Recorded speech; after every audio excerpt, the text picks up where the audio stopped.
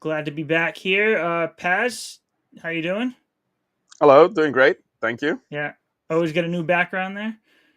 Yes, TSG, sir. how New are place. you? Yeah, good, good, good. Yeah, excited to see what the conversation is like today. Yeah, so hey, I know you don't have too much time. It's already getting kind of late, so let's get right into it. We can make this a quick one today. But the first thing I want to talk about, since it's been a little while since the last episode, is the new game designers that we have. We have Steven and Trevor. Um, so from what I picked up from the last town hall, Steven has about 10 years of experience, and he worked with Eve Online, and he was the lead and founder or co-founder of Eve Frontier. And he's coming in as the systems and economy designer. And I'm guessing that Aaron had a role in hiring this guy, because I know Aaron had always talked about how he liked the economy of Eve Online and tried to bring that to Illuvium, even though kind of didn't really work out, I think, as originally planned. Um, but he seems like a great guy. In Trevor as well. Trevor, it looks like he's got 8 years of experience, worked at Blizzard and World of Warcraft, um, and in some other games more recently. But it seems like these two really have the experience that we need in Illuvium, especially after hearing people, you know, I, shit on Kieran for years for saying that he doesn't really have any game design. He doesn't really know what he's doing. But now we actually have people with the experience. They seem like great people. They're both personable on the town hall, and it seems like they got a good vision and some big changes for Illuvium.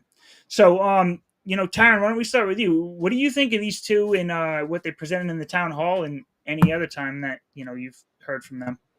Yeah, cool. In terms of what I think about them, they seem like nice guys. I haven't spoken to them yet. I think the idea is that in the next month or two, ideally the next month, I think Skyrex wants to bring them on. Ideally, I would love to have them individually so we can have an hour with them on the download. I think that'd be really, really fun and we'd actually be able to grill them from a community point of view rather than a polished, hey, we're Illuvium presenting these guys. I don't think much is going to change, but I think it'd just be a fun angle to look at it. So regarding that, seem like nice guys. What they're saying is very exciting. I prepped a bunch for the download episode last week or whatever. I'll run through a couple of things that they mentioned in the town hall that I think are really, really cool and exciting. That the Ranger progression is getting a huge overhaul. They're talking about the synergy based like a class web. So you get points towards I forget the game, maybe like Skyrim or something like that, where you have like or even RuneScape, you have a crafting thing, you have a cooking skill, you have a ba skill, and they're talking about it that way with the Ranger as well, having fire, water, air, and like as you level it up, you unlock different abilities for that tree alone. And when you have a combination of trees, you unlock more things. I think that's a very cool way to do it, and I think there's a meme in RuneScape where 92 to 99 is 50% of the way there. And it's like, it means that replayability, if you really want to get there to the end game, like it is that grind, which I think Yeah. is quite cool. So that's one of the things. They say that the drones will also have a progression tree based on what I'm seeing with their suggestion for player progression. I'm not going to doubt they've got a pretty good idea there as well. Keen to see what that looks like. Uh, Alluvials will fight beside you. We already know that. So what they mentioned was that they want to kind of somewhat soft luck the higher tier alluvials or higher stage alluvials, so that even though we're in now, yes, we have those assets, but we're unable to use them just yet. Similar to a Pokemon game, where if I start a new game and I have another game with a level 100 Charizard, if I bring it into a new game, he's not going to listen to me, right? I have it, Yeah. but he won't listen to me. So there's that kind of aspect there as well. So it's not going to ruin the economy. There's a bunch of other things. They kind of addressed that they needed to design sinks to prevent asset inflation. The fact that they're coming in and understanding this and speaking about it already gives me a little bit of hope. Loot rolls. So I love this. So they want to make it replayable and loot rolls. And I mentioned this previously. And what do I mean by loot rolls? I mean that the items that you get are going to have different stats. So we could all have a version of a fire sword, but all of our stats for that fire sword is going to be different. And that keeps us grinding to try and get the best one out there, right? And that was the reason I came into Web3 from Borderlands 3. Was man, it's just a great way to keep people coming in and grinding for the best thing. So I love that completely. They're talking about fuel and land. I know that's a big thing for you and how they think they want to integrate that. Uh, Obviously, the vertical slice, and then what I think is quite interesting is that they've kind of addressed that at some point they want to bring Overworld to mobile. So and I cut out a lot of the things that I took notes of, but there's a lot that they spoke about and a lot to be excited about. It's just whether they can execute on it, how they execute on it. And I am liking the shift in transparency in them speaking about this, and we're able to have this conversation, whereas previously, not saying it wasn't transparent, it wasn't as transparent. Yeah. Yeah, I like what they were saying about everything and how things are changing. And they seem to be really like realistic about things too. Like not saying this is coming next week kind of thing. They're talking Mm. about the vertical slice that they're doing in Brightland Steps and how that's just going to be like a kind of like the proof of concept that they're going to build out. But they also mentioned something like doing that proof of concept and then translating it to like widening it up is going to take a lot more time. So it sounds like we might get this first like vertical slice that is called sooner than later, but then as it expands from there it might take more time. Um, but yeah, I mean, we're kind of going into both, this segment and the next segment here too. So, Paz, why don't I go to you? What do you think about these two new game designers and what they're bringing to the overworld? Yeah, I'm super excited for them to come, and they seem like really, really experienced and really genuine, cool guys. And their presentation was amazing. Like Terence said, very transparent and really cool to see their vision. And I think they bring in a lot of fresh views. Like it feels like the longer you are in Web3, the more stuff moves a little bit away from traditional game development and it becomes a little bit convoluted with all the other things that you have to include. And they come in, I think, from a full non Web3, full Web2 background. And you can really feel that they're all about the passion and the games. And they've shown so much passion. And what has surprised me the most is how fast they picked up on all the terminology, like not calling energy mana, like not calling omega abilities, ultimate abilities, and stuff like this. This took Yeah. months for me, and they No, seem to it's funny. very That's something I was just about to say. Like watching them in the town hall, how well it seemed like they already understood the Illuvium ecosystem. When I know that can take a long time to do, but it seems like within mhm. a month or a month or two that they have a really good understanding of how things are and how they want to change it. Yeah. They seem like all about it. They seem really excited for it. I think it's a really cool job that they get thrown into because all the hard work has been front run, all the assets are done, and now they have all, or not all of it, but a lot of the pieces are already made, and they have all these Lego pieces, and they're just trying to build something out of them.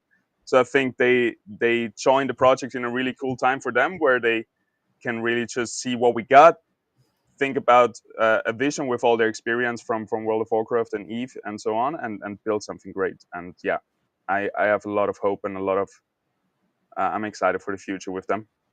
Yeah, that's gonna be cool. And I want to add now that we're on the overworld outlook here. I want to add a couple more things. I know TSG just mentioned a lot of them, but another thing is they wanted to make it more like an exploration type game. I think he compared it to what Zelda Breath of the Wild, kind of just go out there and explore a little bit. They want to make the alluvials, I guess, a little more rare, a little more like exciting to find in alluvial. And they said there'd be more NPCs that kind of fill the the world rather than just alluvials running around. Um, And we on got a this, taste of what was that? are you finished? No, I was gonna throw in because I think there's an interesting take to this where if you compare it to Pokemon, and you know the traditional Pokemon, you have this mysterious grass, the long grass. You run into the grass, and Yeah, something pops up, right? You have this yeah, loot box feeling, this gacha feeling all the time. But once it moved to like Pokemon Arceus, and actually the Pokemon were roaming around in the open world, it lost a lot of this mysteriousness, this excitement, and yeah, I think we lost a lot, or we tried to capture the original Pokemon feeling, but by just having them running around like animals in abundance, and you see 500 at once, it feels not as it should feel. And I think, yeah, that's what they talked about as well to yeah, make it more yeah. I special. remember I was only getting that exciting feeling when I saw like a Ramfire, like a tier 5, stage 3. That's when I get a little excited. But then you see all these stage 1s and stage 3s just running around. And you're just like, those are just the more alluvials that I don't need.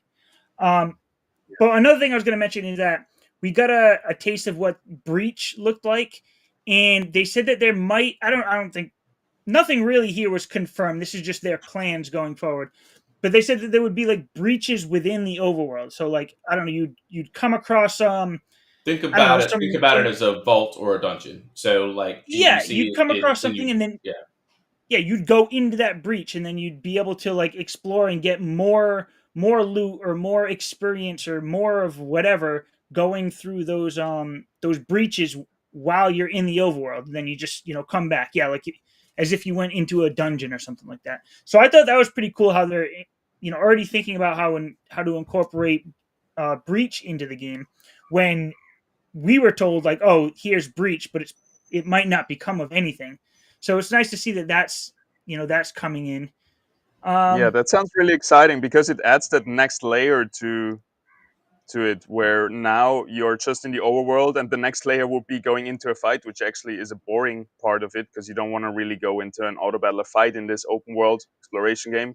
We already have the arena, and now instead of this, you're going into this dungeon where more stuff is waiting for you and exciting, like real action combat and stuff like this. So now the overworld is just a base layer, and then we can jump into deeper layers that offer more excitement and more rewards and stuff like that. So Yeah, that and they sounds can really cool. always add more into the breaches, make those a bigger experience. And it seems like those are going to be more on the rare side too. Like you'd have to like really explore, go deep into the world, and then find where this breach is, because then you'll get like more loot or whatever out of it. So I thought that was cool. And then the last thing I want to just reiterate that I know Taryn just mentioned is the like the idea of like the unique experiences and how you can level up each different I guess Class entropy. affinities, classes, whatever it is. But yeah, like the more you build on one tree, the certain things will get unlocked earlier. So if you're building your fire in your you know bulwark tree part up, then you're gonna get. It sounds like you're gonna get access to those alluvials like at higher stages before some of the other ones. So basically, everybody can kind of tailor their game to how they want to play it. So I like that too. So it seems like no one's going to be going through the same experience. Like it's going to feel a little different for everybody, and you can make it your own game, which is another something that I really like about this idea. I can make the game how I want it to be. Yeah, All right. I'm Anything not else sure on how it the will work overworld out. before we move on?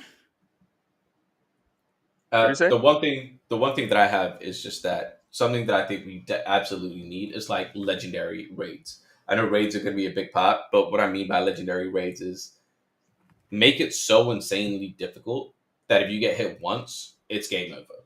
For like the try hard end game, like have some of them that once that boss is defeated, you get a legendary item or items, and that boss is never to be seen again. And then like just have like a stack of them. And the reason that I say make it so difficult, make it insanely difficult that it would take someone a month, 2 months, 3 months to defeat. So in that way, you would only need to make about 4 to 6 of them a year. But if you can do that, and then what you can do is you can use some of that and mix it up and match it up with for future ones.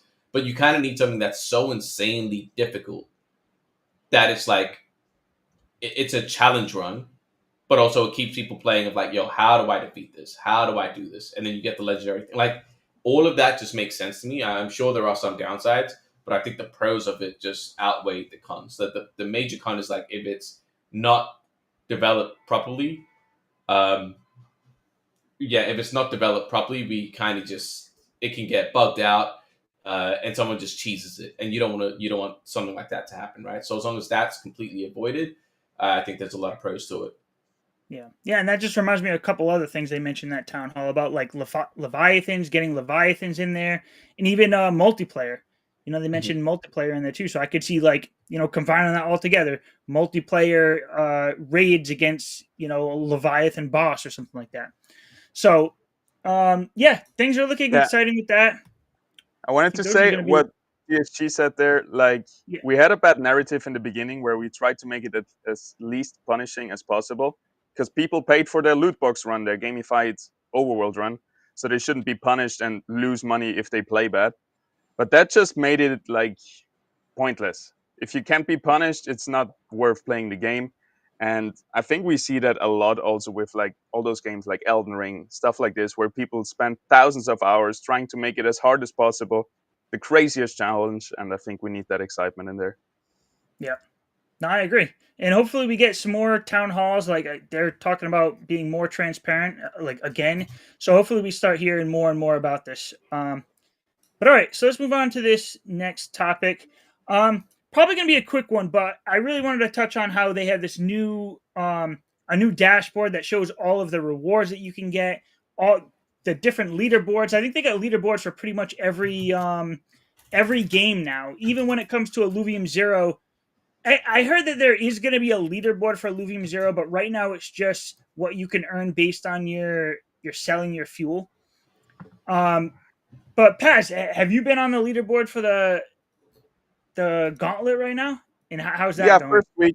first week I put a bit of fuel in there and did it, but I've been buying a lot of illuvials anyway off the marketplace and trying to get a lot of them for fusing perfect stat illuvials. I got some perfect stat illuvials, and I'm not really trying to do like the loot box, the gambling side of things right now because yeah, I have a decent amount, and if I need something, I'm just gonna get it off the marketplace.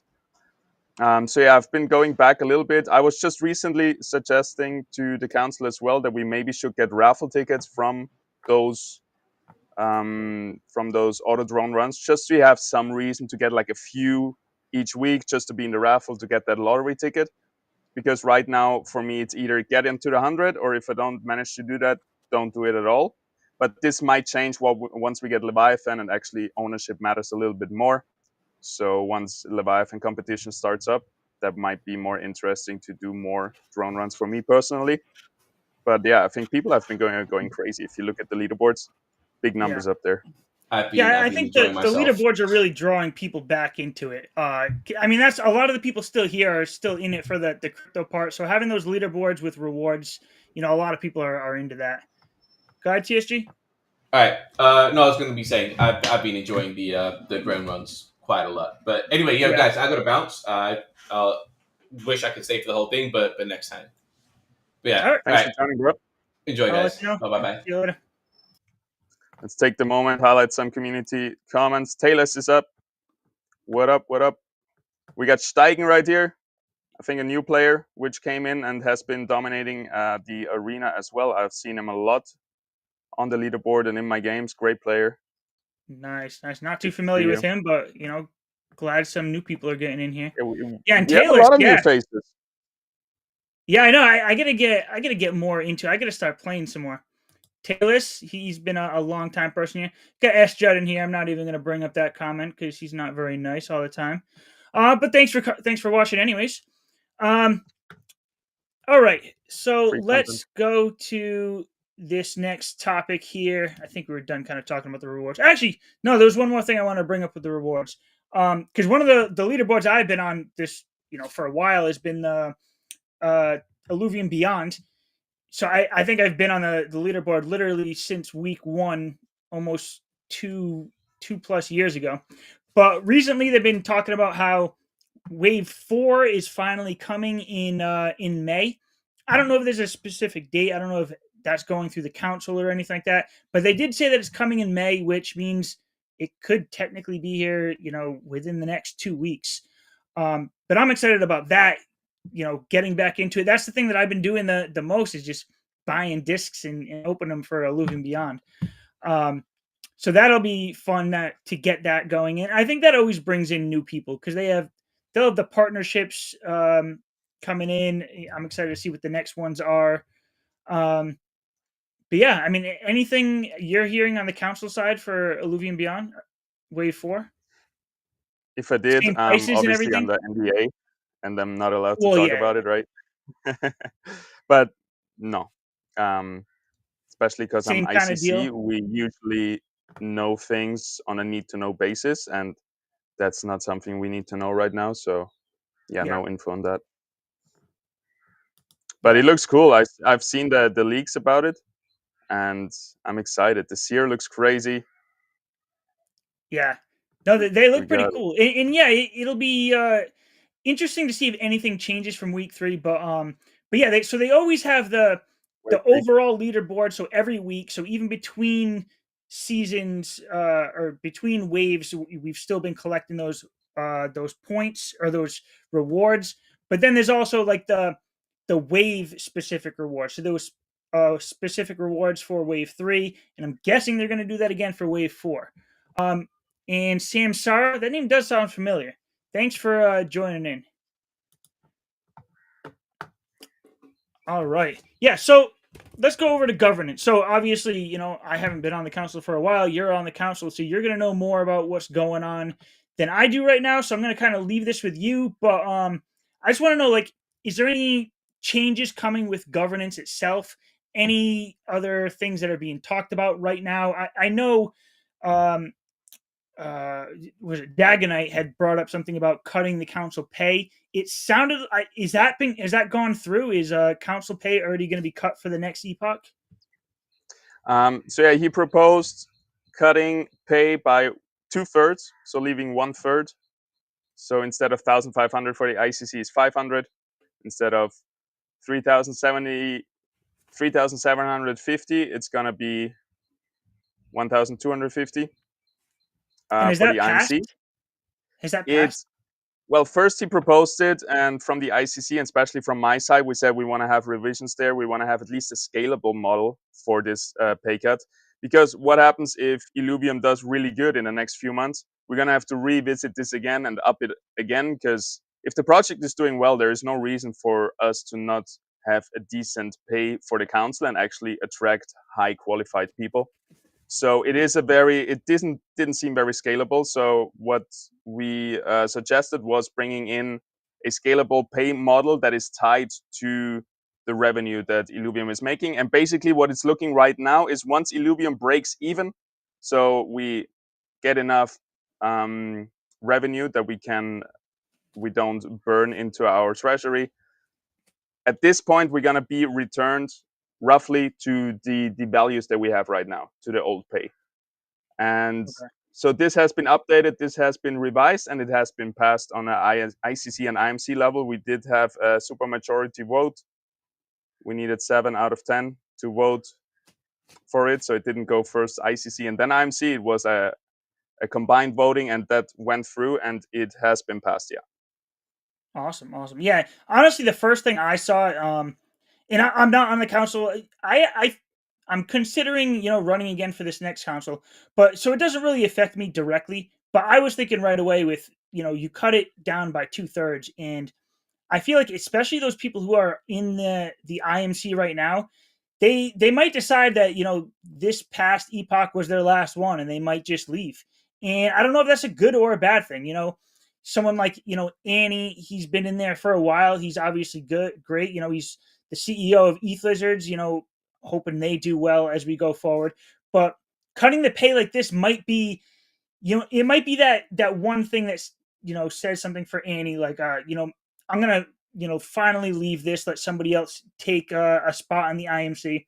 And again, I don't know if that's a good thing or a bad thing. Maybe shuffling things up for this next epoch will be a good thing.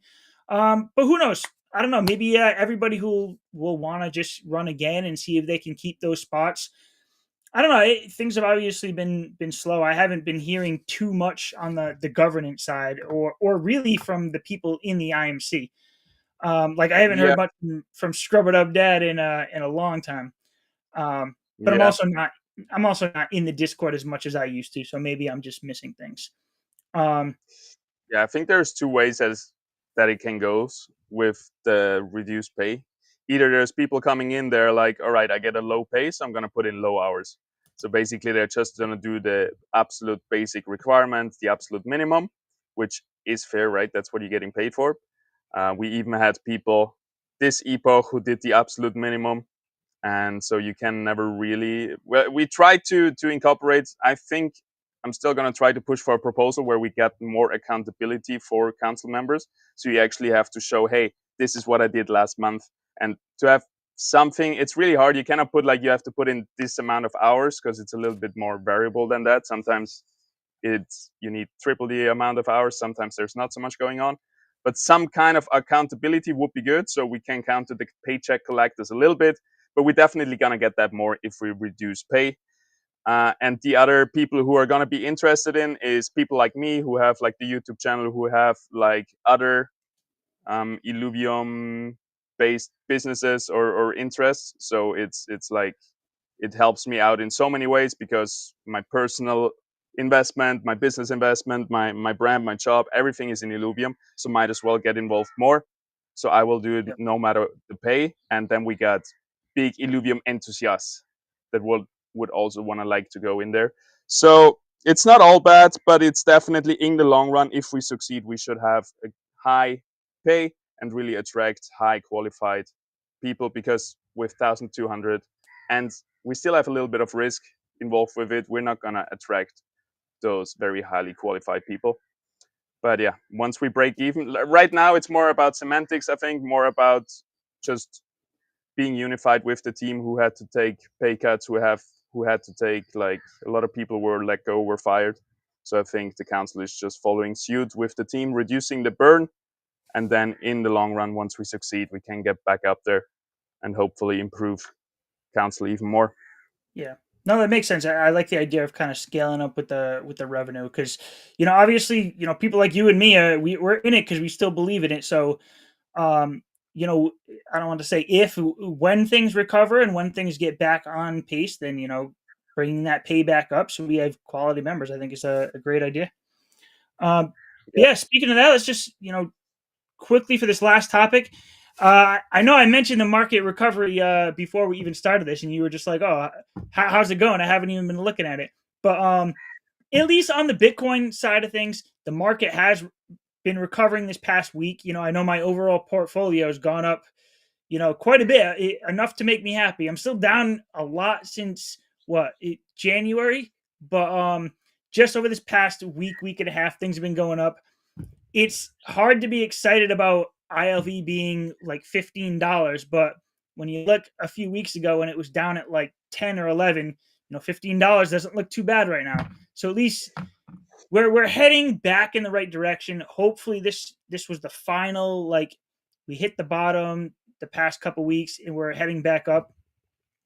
And I know you're not paying attention to it too much, but I'm seeing other projects. Like, I've had a couple projects reach out to me about making content, and I'm seeing more chatter from different projects. On X, Discord. It seems like more people are getting enthusiastic about it. I guess they're seeing that the market's recovering.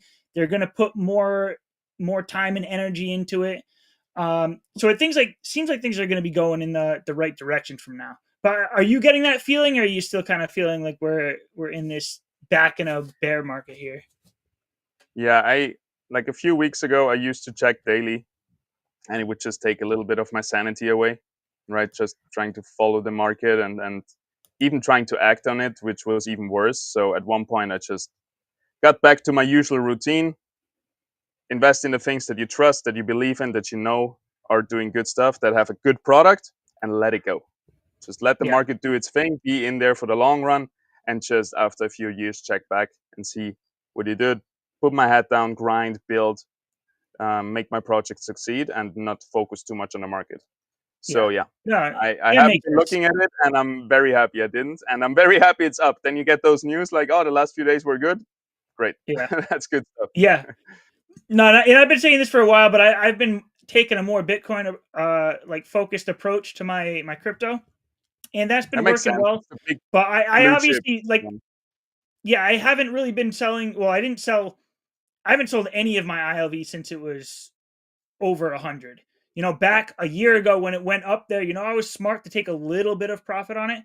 But once it went under 100, I've just been holding. So I'm hoping that, things make a good recovery. Yeah, Not I time in like the that market, one. it's time in the market. Yep, exactly. That's what I keep thinking, especially when it comes to Bitcoin. Like, I think, what, 10, 20 years out, what's still going to be there? And to me, Bitcoin's the one that's always going to be there. So like, I just want to be holding it for as long as possible. With ILV, obviously, there's the chance that things fail. You know, when it comes to crypto, Bitcoin's the only thing I know is going to be here in 10 to 20 years. But chance it can fail too, right?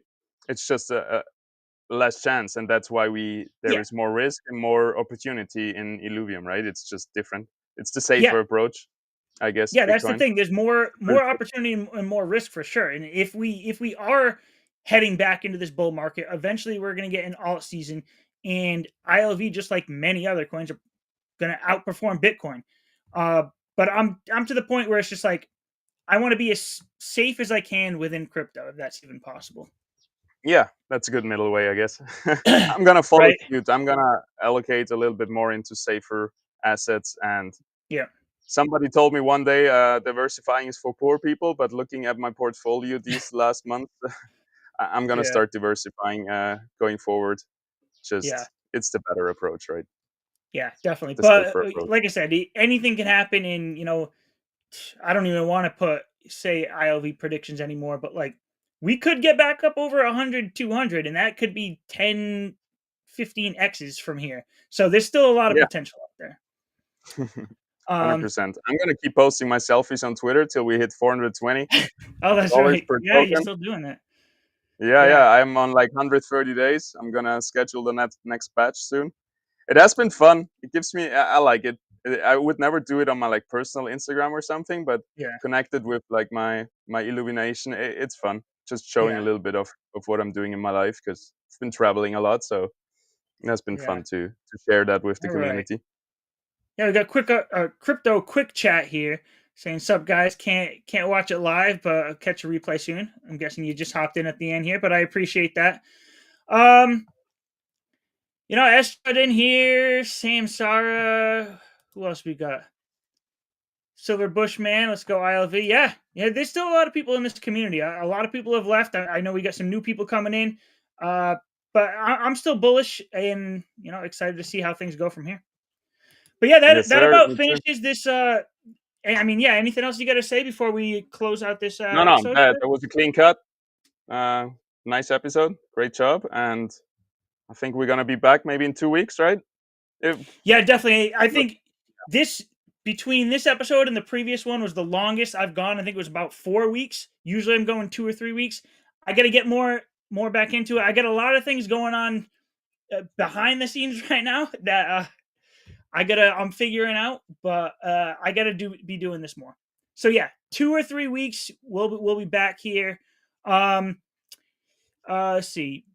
A big show when Wave 4 comes out. Yeah, when Wave 4 comes out, I'll definitely be doing something more. I actually got to get in contact with ETH Lizards again, because I was hosting some shows for opening disc, whatever they call it, Disc Wars for ETH Lizards. So I got to see if they're doing that again, and if they're gonna have me, I'd be happy to do that. But I'll be doing stuff on my own channel as well.